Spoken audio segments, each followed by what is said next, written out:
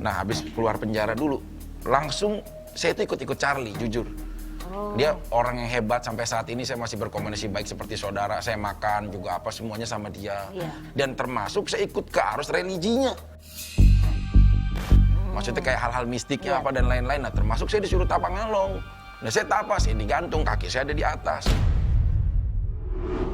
Insya Allah kita tuh semuanya manusia yang hanya menunggu antrian kematian. Cuma aku sih suatu saat, aku nggak tahu nanti di akhirat itu akan seperti apa. Cuma kalau ada permintaan yang dikabulin sama Allah untuk doa-doa aku pengen kita bisa ketemu lagi, Mbak.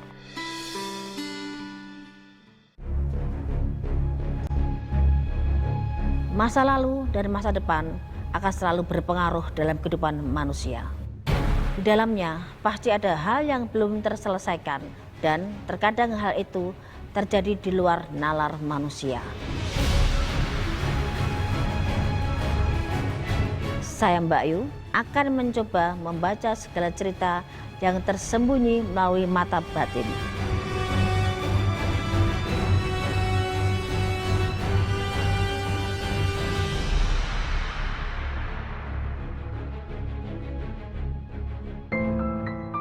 Hari ini saya mendatangi rumah salah satu artis yang penuh sensasi dan sangat fenomenal.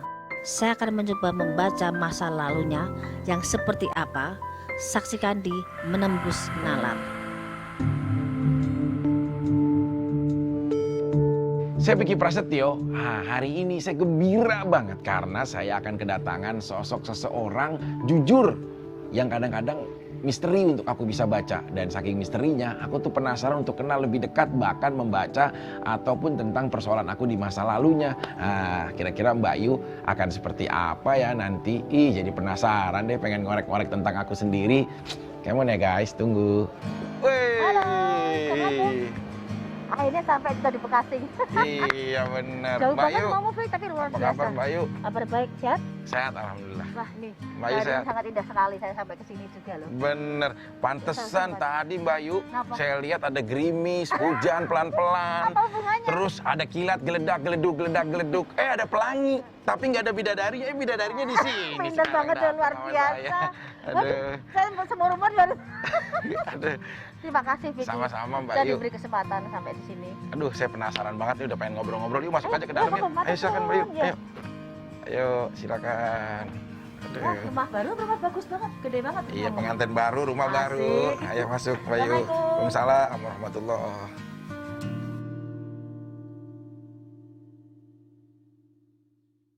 Ayo Mbak, masuk Mbak. Yuk, saya langsung duduk maaf sini. ya, rumahnya masih berantakan nih Tapi Mbak bagus Yu. loh.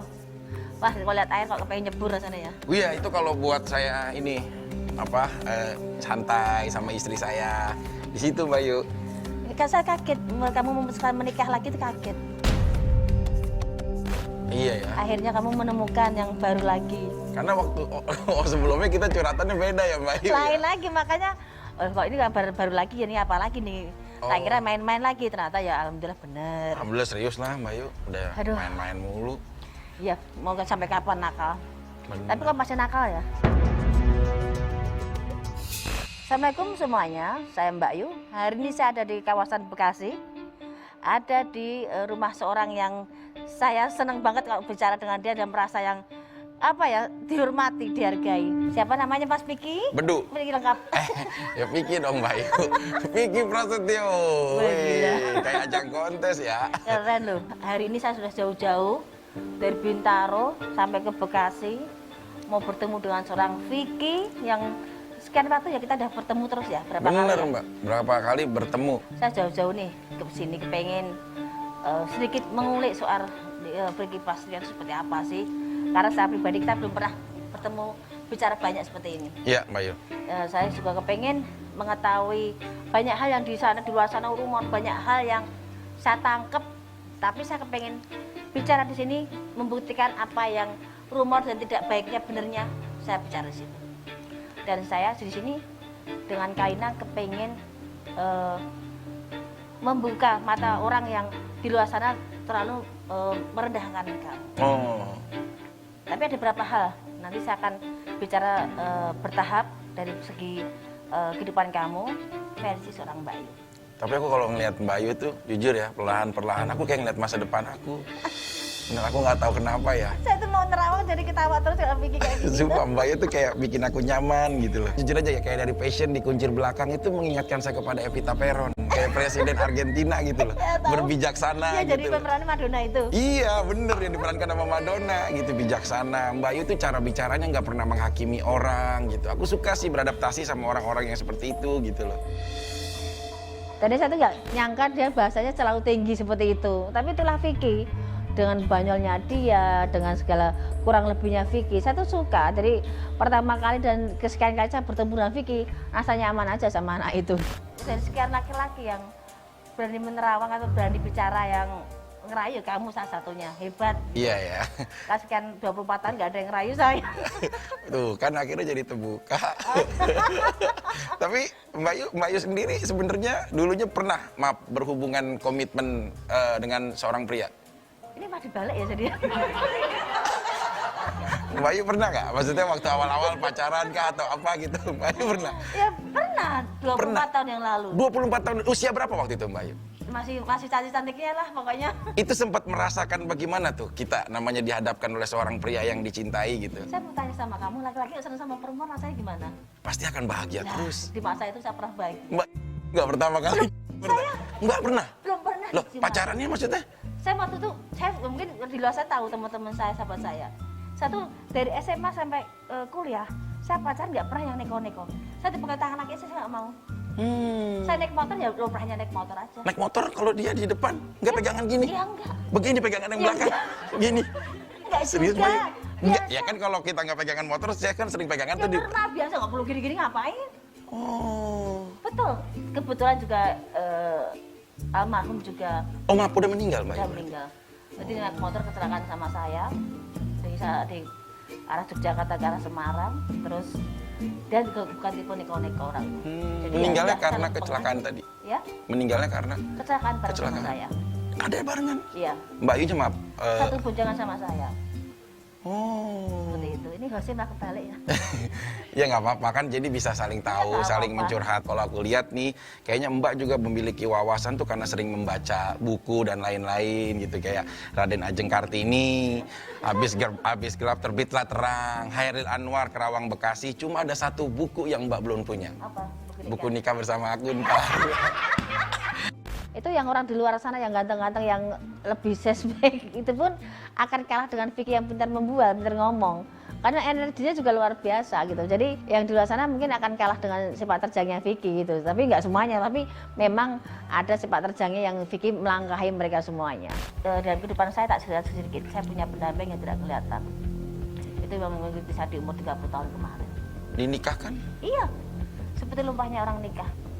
Diacarakan? Enggak, tapi secara ada berapa orang yang secara Hadir. kasat mata melihat itu emang ada pernikahan juga. Tetangga saya pun ada yang mendengar dan melihat saya ada di ruangan itu untuk menikah. Suka ngikutin Mbak Ayu, suaminya Iya. Mbak Ayu? Hah? Iya, Suka ngikutin? iya. Bercanda Mas, tadi Mas. Enggak, ini Mas. Cuma bercanda doang, Mas. Enggak dari hati Mas. Enggak, udah enggak. Enggak apa-apa Mbak Ayu? Enggak apa-apa. Bukan sebangsa yang menyakiti, tidak. Hanya membimbing aja dan memberi hal-hal yang Cara interaksi dengan Mbak Ayu? ya hampir tiap hari kan saya bisa interaksi. Kita punya keilmuan yang memang bisa interaksi gitu. Kamu suka bertapa, kamu suka ke dunia spiritual. Suka saya dulu. Karena aura kamu nggak bisa dibohongi. Itu ini, tiap orang punya keinginan masing-masing dari depan. Dan kamu tipe-tipe negatif, tipe orang yang menjalani apa temen apa-apa ya kamu ikut aja. Walaupun kamu tidak tahu artinya sebenarnya seperti apa. Kamu hanya berusaha dan belajar mengerti kehidupan. Kamu kepengen fase lebih tingkat, lebih tinggi lagi, lebih yang apa yang diinginkan orang. Saya juga bisa seperti itu. Dan kamu ke beberapa tempat kamu kan juga lelaku. Beberapa kali saya bilang di terawangan saya ataupun kita ketemu, Vicky itu lelaku gitu. Lelaku apa sih Mbak? Lelaku itu menjalani satu dunia spiritual dengan cara masing-masing orang. Bisa dengan bertapa, semedi, atau ritual tapu pendem, atau puasa-puasa tertentu, atau ritual tertentu itu ada. Dan kamu menjalani itu ada berapa? Memang saya lihat ada di pendamping di badan kamu. Iya sih, dulu jujur sih Mbak Yu, aku pernah Tapangalong Itu udah nggak biasa di orang balik, apa. cuma aku nggak kuat karena Di daerah mana, Jawa Tengah? iya Mbak Yu. Jadi awal-awal karir saya, ini saya jujur akhirnya Iya. cerita fakta yang ya saya anggaplah ini sebuah konsultasi, sebuah diskusi. Pertama kali saya keluar penjara dulu, yang waktu saya pasca pernikahan yang gak jadi sama Saskia.